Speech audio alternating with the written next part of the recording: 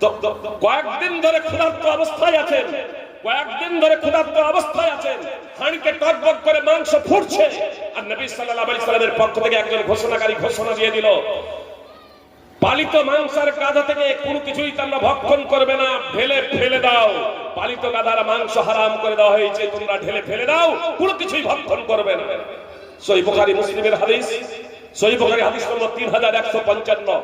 ক্ষুধার্তকে তারা বরণ করে নিলেন, কয়েকদিন ধরে ক্ষুধার্ত অবস্থায় আছেন, সেটাকে তারা সহ্য করে নিলেন।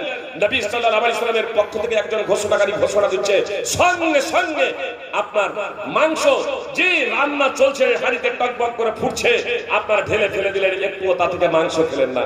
এই নয় যে আল্লাহ রাসূল সাল্লাল্লাহু আলাইহি সাল্লামের সাথে সাক্ষাৎ করব, তখন বলবো যে আর খাবো না, এখন ক্ষুধার্ত আছি, কয়েকদিন ধরে একটু ক্ষুধাটা নিবারণ করে দিই। এ কথাও তারা ভাবলেন না। তারা এটাও ভাবলেন না যে নিরুপায় অবস্থায় তো মৃত মাংস বৈধ, শুয়ারের মাংস বৈধ নিরুপায় অবস্থায়। ফামানিস তুররা গায়রা বাগি ওয়ালা আদ ফালা ইসমা আলাই, গুনাহ হবে না যদি নিরুপায় হয়ে যায়। কয়েকদিন ধরে ক্ষুধার্ত আছে, অন্তত খেয়ে নেই, নবী সাল্লাল্লাহু আলাইহি সাল্লামের কাছে ওজুহাত পেশ করে দেব, এ কথাও বললেন না। আপনার তারা ক্ষুধার্তকে বরণ করে নিলেন, আপনার পালিত গাধার মাংস ঢেলে ফেলে দিলেন। এ হলো ঈমান। সুপ্রিয় ভক্তবৃন্দ, তারা জানতেন যে আল্লাহ তাআলা পরিচয় সম্পর্কে, তার মহত্ব এবং বড়ত্ব সম্পর্কে, এজন্য তারা দায়িত্বভাবে আত্মসমর্পণ করেছিলেন। আল্লাহ নিজেই বলছেন, ওয়া মান ইয়াত্তাকিল্লাহ ইয়াজআল লাহু মাখরাজা ওয়া ইয়ারযুকহু মিন হাইসু লা ইয়াহতাসিব ওয়া মান ইয়াতাওয়াক্কাল আলা আল্লাহি ফাহুয়া হাসবুহ।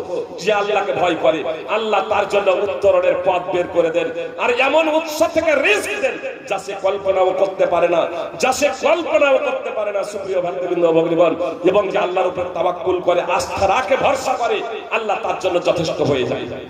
দেখো আব্দুল্লাহ বিন হুযাফা বন্ধু ছিলেন, যখন কোনো কিছুই দ্বারা তাকে প্রভাবিত করা গেল না, রোম সম্রাট তার প্রতি মুগ্ধ হয়ে গিয়েছিল। ইসলাম কবুল করেছিল কিনা আল্লাহু আ'লাম।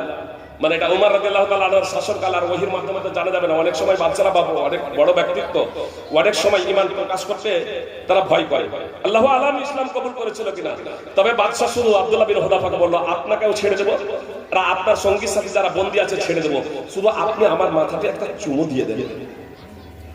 সিয়ারু আলামিন নুবালা ইমাম যাহাবী আর মাকতাবা শামিলে আছে যে চুমো দেননি, তখন বলেছিলেন যে ফোঁট দিয়ে দাও, মাকতাবা শামিলে আছে, তাহলে আমার মাথায় শুধু নিজের দুই ফোঁট দুটো একটু রেখে দেন।